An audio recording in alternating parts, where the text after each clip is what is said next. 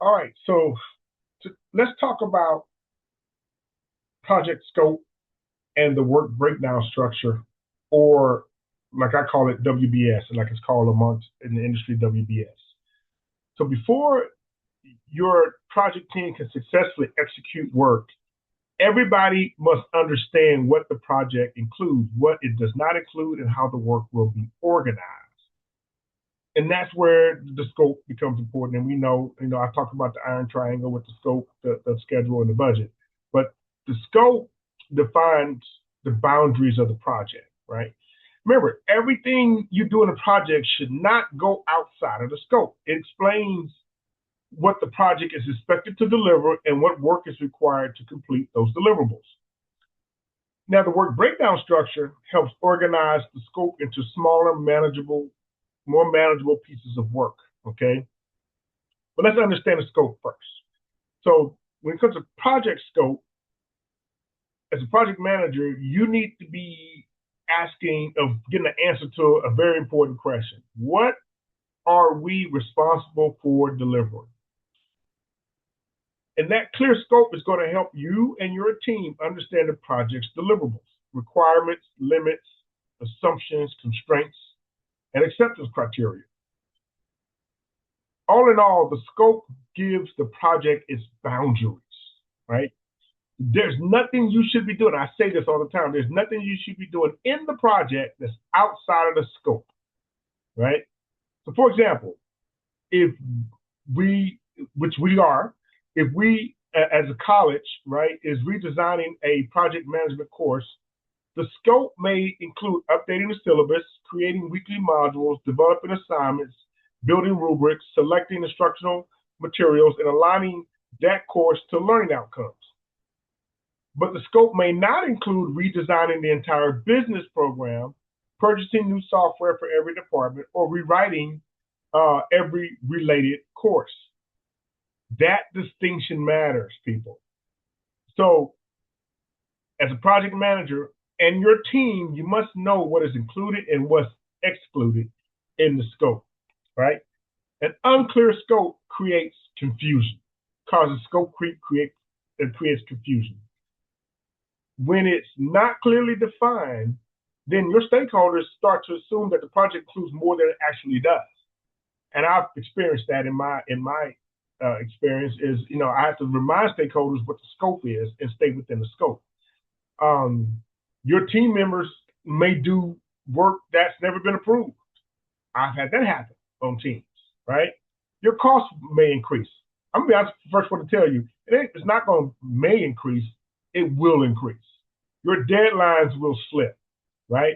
And your stakeholders are going to become frustrated because the expectations they have does not align with the scope. And all that, ladies and gentlemen, is called scope creep. And that becomes a big major risk in the project failing. Scope creep happens when work is added to the project without proper review, approval, or adjustment to time, cost, resources, expectations. You don't want scope creep, all right?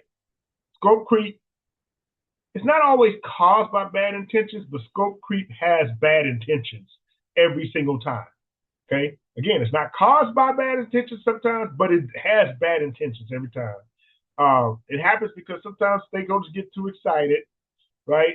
A new need may emerge, or people, and it normally happens, people will say stuff like, well, we can just add one more thing. No, once the scope is locked in, it's locked in, right? And understand something, when people talk about adding one more thing within the project that's outside the scope, adding one more thing affects the entire project, ladies and gentlemen, the entire project. So let's go to the work breakdown structure, or WBS. And I'll be saying WBS from here on out, right? What the WBS is, it's a visual or structured breakdown of the project's major deliverables into smaller work components. And the purpose is to make the project easier to plan, assign, schedule, and estimate, and manage with your project team, right?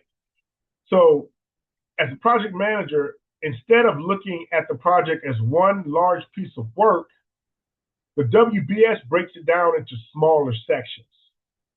For example, if the project is to launch a leadership development program, the WBS may include major deliverables such as curriculum design, recruiting participants, preparing the facilitators, the program scheduling, marketing materials, session deliveries, assessment, final reporting. Now, each of those deliverables can be broken down into smaller tasks. Like, let's say we talk about a curriculum design. It may include learning objectives, lesson plans, slide decks, activities, case studies, and evaluation tools. And what I mean by may include is that's what you will be developing. That's what's going to create the deliverable. You completing that deliverable, right? If you're talking about recruiting participants, tasks may include creating some eligibility criteria, application forms, outreach emails, the selection review, and possibly even confirmation messages, right? That kind of breakdown helps you, the project manager, see the full body of work more clearly, right? So suppose students are completing a final business plan using business planning software. Now, at first, the project may sound simple. Create a business plan, right? But strong project manager is going to break that work down. The business plan may include the company description, the market analysis, right? And not, when I say may include, it will include the company description, the market analysis, the customer segments, the competitive analysis, the marketing strategy, operations plan, the management team, the financial projections, and the final presentation, right? Each section becomes a part of the project scope. The work breakdown structure helps you understand that the final business plan is not one big assignment completed at the end. It is a collection of smaller, connected deliverables developed over time. That's the power of the WBS. It turns a large project into manageable work, right? This connects directly to project management, entrepreneurship, and course design, because you not only learn what to complete, but how to organize complex work into clear steps. Now, Dr. Williams is gonna bring in leadership, right?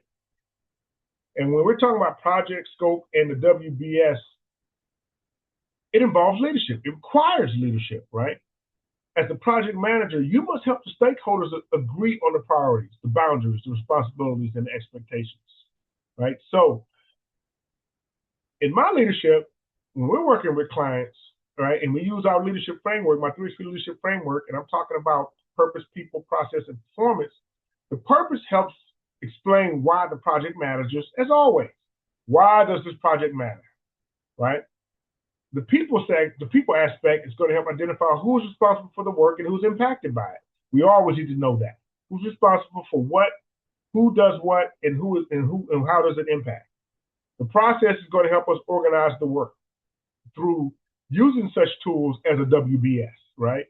Performance is going to define whether the project deliverables met the expectations to help the project become successful, right? So when we align those areas, the project has a stronger chance of staying focused. And as the project manager, I can protect the project from confusion, unnecessary additions, and misalignment expectations, right? So strong scope management is not about saying no to everything. It's about making sure that every change is reviewed responsibly and aligned with the project value. Remember, value, project value. We've been talking about that. So your scope defines what the project includes and excludes. Your WBS organizes the scope into smaller, manageable parts. They help you plan the work, assign responsibilities, estimate time and costs, manage expectations, and reduce confusion. So when you're working on and thinking about your project scope and WBS, I want you to remember this. If the scope is unclear, the work is unclear, okay? And strong project managers understand this, and they define the boundaries, and they break down the work, and they help the team stay focused on delivering the right results.